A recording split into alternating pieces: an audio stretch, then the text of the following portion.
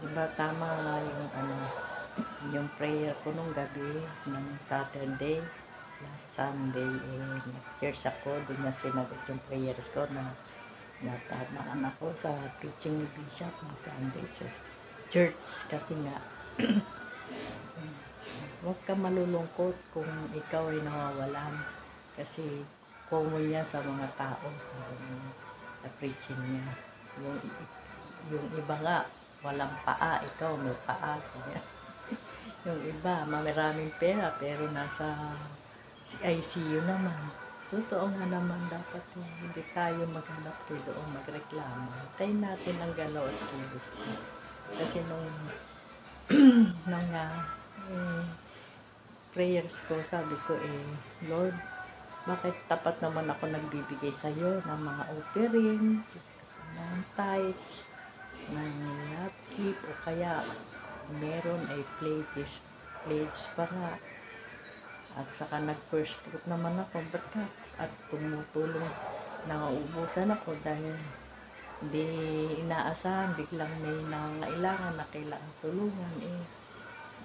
Nauubos yung panggastos ko, hindi ko naman dinal kung saan lang ginastos, kundi na itulong ko rin at nabigay ko sa gawain mo kada church. Talagang malungkot ako pag wala akong na ibibigay ka.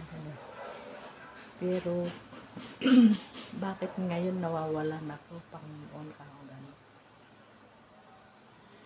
Hindi pa dapat hindi ako nawawalan. Pwede ho ba ako mag-withdraw sa iyong kalangitan ng aking panggasto? Kasi alam mo naman, mahiyain ako kako, ayaw ko nang nangihingi. Kahit mga anak ko yun at nagbibigay sila, ayaw ko kako ng gusto ko kusan. Kusang bigay ba, ayaw ko na nangihingi. Hindi ko naasahan, naubos na pala yung panggastos ko dahil naibigay ko sa nangangailangan. Pag may nangailangan ng di ba dapat hindi ako naubusan ngayon, batan ko kayo. Pero hindi naman ako nagreklamo, yun ng puso at isipan ko. Kaya lang, parang naano ko dahil medyo nalungkot na rin ako dahil siyempre wala kang pamasahe kinabukasan dahil Sunday, fellowship, ganun ba? Kaya ako yung parang natamaan ng lungkot, pero sabi niya huwag tayong malungkot sa lahat ng bagay. At parang ang yung nanapan ko si Lord na saan po yung balik mo sa akin na mga na ibigay ko, na itulong. Parang ganun na ibig sabihin nun, di ba? Yung parang kinikwentahan ko na si Lord. Sinasabi ko sa kanya mga naitulong ko na ibigay ko. Totoo naman yung binabalik naman yun, pero dapat pala yata huwag tayong malungkot kung tayo ay naubusan minsan, nawawalan o nagkukulang. Normal lang naman yun sa tao. Iwasan lang natin malungkot. Sa isip ko parang ganun ang ibig sabihin. Paano kung si Lord kinuwentahan na tayo nun o tayo naman ang balikan kwentahan, di ba? Tulad ng nasaan yung paalala niya yung saan yung mga binibigay ko sa iyo, yung mga nabigay ko sa iyo, tulad ng mga anak mo na may magagandang trabaho sila o negosyo. Di ba maganda yung sa anak mo manggagaling yung sila magbibigay sa iyo kaysa sa iba pa manggagaling yung sa iba pa ka aasa o di ba maganda sa anak mo dahil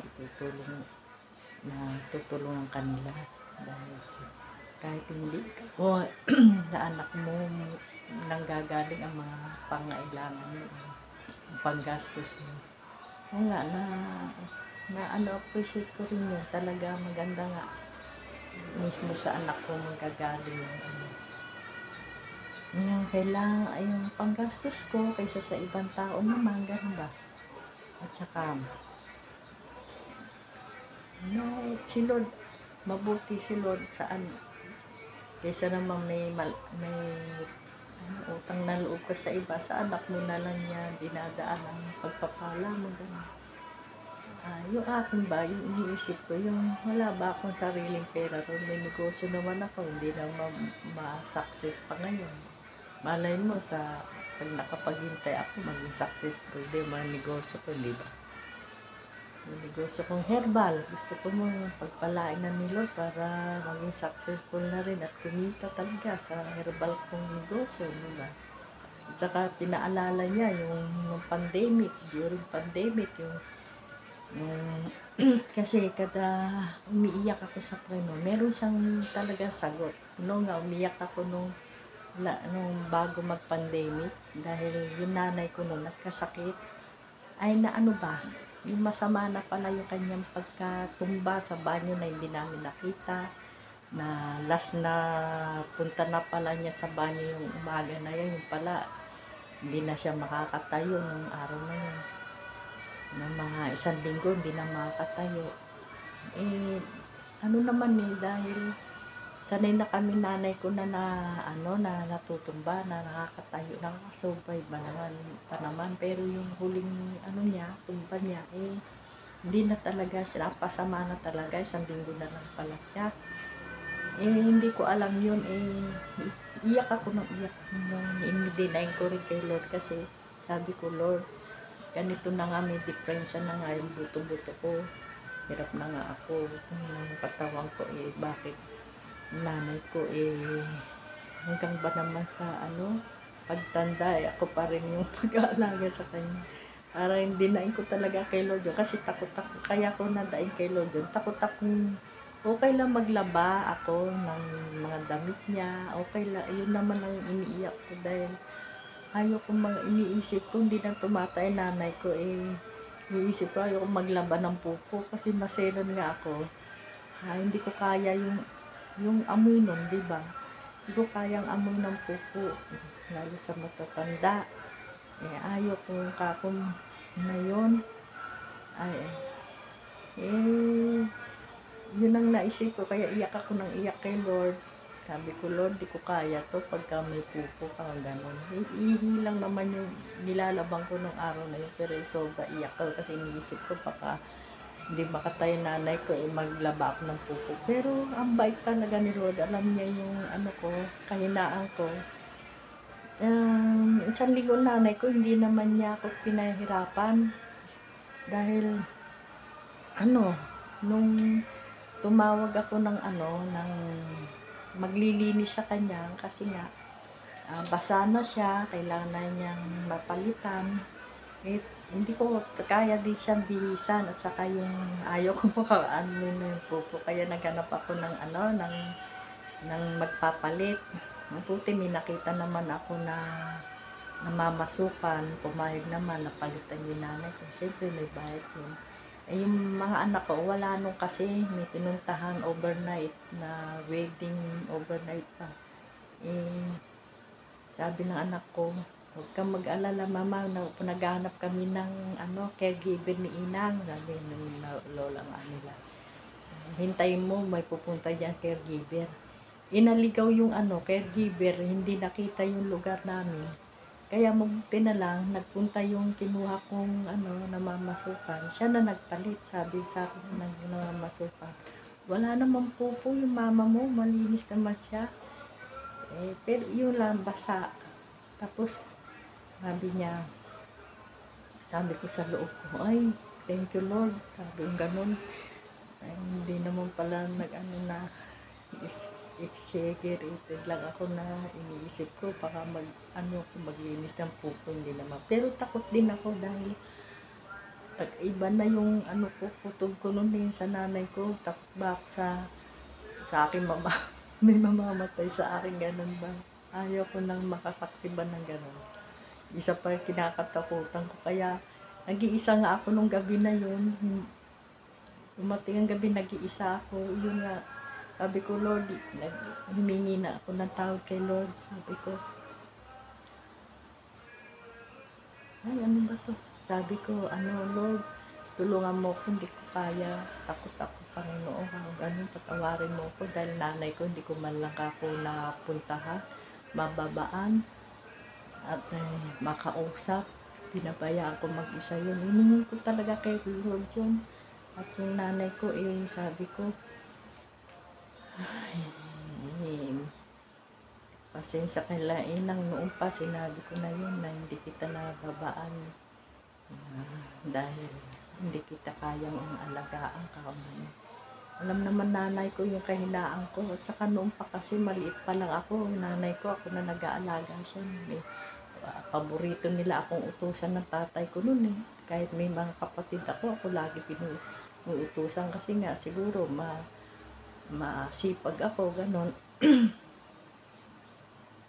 Kaya nung daing ko na yun, na pinaalala ni Lord yung Boracay, kasi noon nakuha na nanay ko, kinuha na niya nanay ko, pa isang taon lang pagitan talagang pinagpahinga ako ni Lord sa Boracay, na di naman ako na dinanas ko, kinatatakot ako maglinis ng pupo, di naman, pero bait talaga ni Lord. Yung iyak ko na yung meron siyang sagot na liberation na pinag-ano niya talaga ako, pag pinagpahinga, pinagpiling doon niya ako ba sa Boracay nung during pandemic noon na sabi nung manugang ko, sasama daw ako pa tumatanggi kasi hindi ako mahilig sa mga lakaran. Kahit Boracay yan, kahit sa Amerika nga, hindi ako pumapayag Sabi gano'n, sa Boracay, ayaw ko rin gano'n. Mabuti napilit nila ako dahil yung 1 linggo daw lang sila doon. Nabot ng halos 2 taon dahil nga na pandemic, lockdown pandemic, inabutan kami doon. Nag-feelings doon niya ako talaga naman. Ang galing ng mga tiniran namin. Ganda lalo sa Fairways.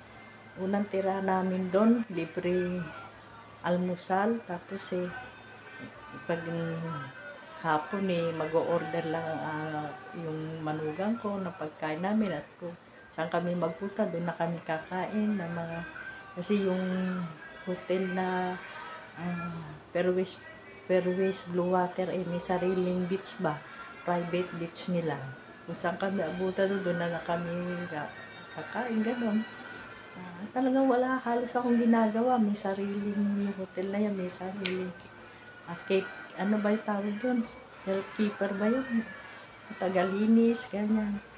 Tapos talagang wala akong ginagawa doon, at saka yung during pandemic na yun, walang trabaho yung manugang ko talaga naman masipag pang magbigay ng biyaya. kada magbe-birthday ako doon, 2 beses ako nang magbe-birthday doon, Pasko, New Year, talaga naman sinasabitan ako ng mga kakwartahan. Doon ako nakaranas ng kala mo snake money, yung dollar at saka yung mga pera pinagtugtog niya para pag ganun ko talaga isasabit mo talaga sa haba Tuwan-tuwa ako dahil na halos nakalimutan ko yung yung hirap ko na kalooban na umiiyak nung sa dokoy sa nanay ko noon. Sabi ko nung ramdaman ko yung tuwa ko na yun dahil pinapasaya talaga ako ni Lord. Ito siguro yung tugon sa akin ni Lord sa aking iyak noon na pinaginhawa niya ako at talaga naman nag-feelings doon niya. Diba? Saya namin doon sa Boracay, gaganda ng mga pinuntahan namin. Doon ko naranasan nga yun yung aerocopter sa Fairways Blue Water, aerocopter sa yung tambayan ko sa terrace is talaga naman sa harap ko yung maingay na dumadaan na helicopter. Yung pala sa doon lalanding o bababa sa harapan ng aking terrace na pinagtatambayan. Doon ko paboritong tambayan terrace na sa hotel. Doon pala bababa, kaya tuwan-tuwa ako noon, parang bata akong nagsisigaw na helicopter. Kasi mula sipol pa nung maliit ako, nung bata ako, talagang titignan ko yung mga dumadaan na mga helicopter na maingay. Tapos kailan tumanda ako, senior, doon ko nasaksihan yung maingay na dumadaan sa taas